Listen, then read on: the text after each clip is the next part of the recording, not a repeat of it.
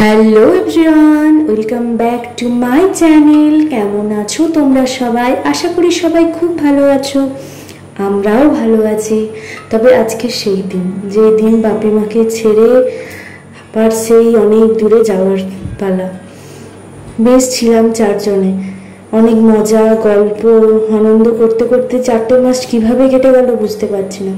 সকালে উঠে বাপি মেহুকে নিয়ে বেরোলো, আমি আর মা নিজেকে সামলাতে পারলাম না, কেঁদেই ফেললাম।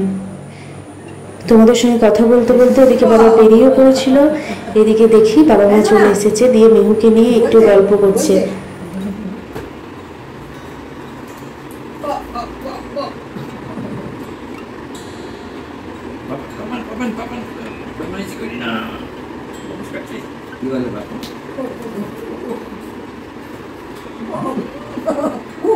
মেহু ততক্ষণ দাদুর কাছে আদর খাক, আমি যাই মাকে একটু সাহায্য করি, কারণ মায়ের আজকে অনেক রান্না আছে।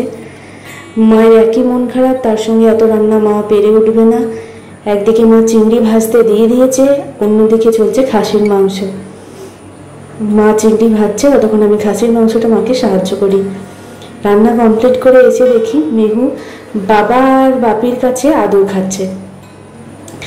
ও ততক্ষণ বাবার বাপির কাছে আদর খাক, আমি ততক্ষণ একটু চাই স্নানটা সেরে নিই, কারণ খেয়ে দিয়েই বেরোতে হবে। একটা যে টাইম মানে নির্দিষ্ট টাইমের মধ্যে তো বেরোতে হবে, যে তাই দুজনে ওরা আদর খাক, আমি ততক্ষণ চাই স্নানটা কমপ্লিট করে নিই।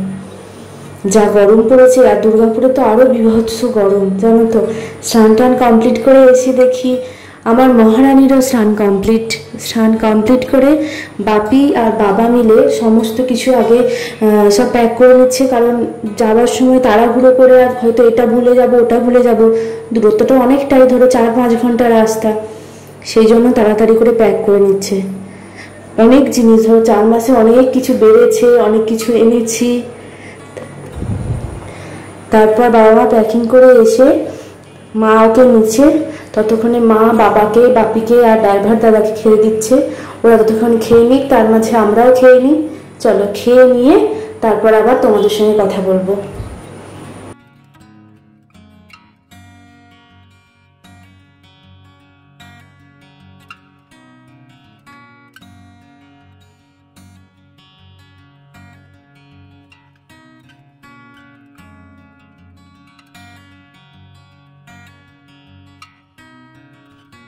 খাওয়া কমপ্লিট করেই রেডি হয়ে আমরা বেরিয়ে পড়লাম। এই সময় আমি আর কথা বলতে পারবো না, আমার কথা জড়িয়ে আসছে, তোমরাই দেখো।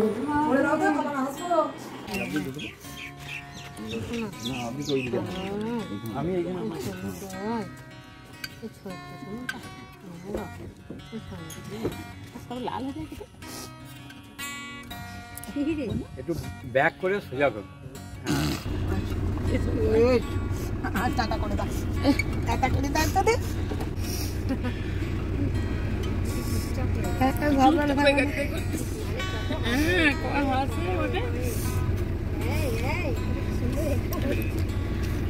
দাদান কি বলছে দেখ, দাদানকে কি বলছে দেখ, দেখ ওইদিকে ঘুরে দেখ, এই দেখ এই দেখ ওই দেখ ওই দেখ হাই দেখ হাই দেখ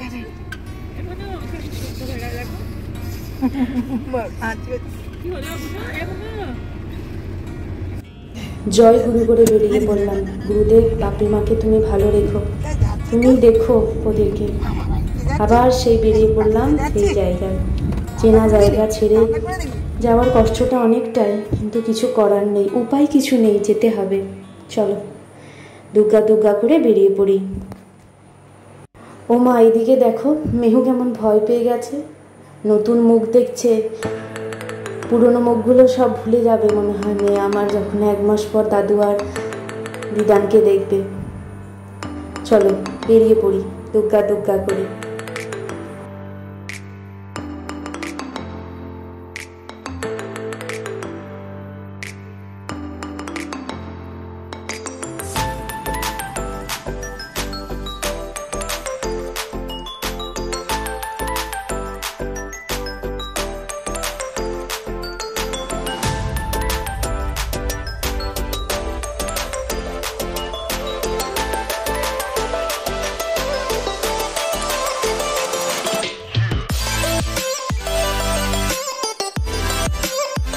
একটু ঘুমিয়ে পড়েছিলাম। ঘুম থেকে উঠে দেখি আমরা মশাগ্রাম ক্রস করছি। মশাগ্রামে দাঁড়িয়ে আছি আর মেহু ততক্ষণ দাদুর কাছে সামনে গেছে ঘুম থেকে উঠে। তারপর আর কিছুটা পথ বাকি, চলো যাওয়া যাক তাহলে।